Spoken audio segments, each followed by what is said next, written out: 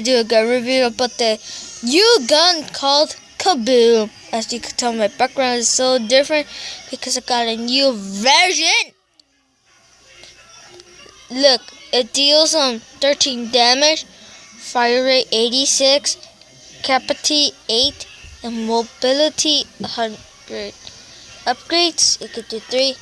Looping shoot, contact dental area damage, which for the cost I need to fucking hack it, but I can't. So I'm gonna try to get my hack skills again. As you could tell, everything looks so different in this new version. Just look. Everything looks so different this year. That's all, guys. I'm just gonna show. This is another gun video, and goodbye.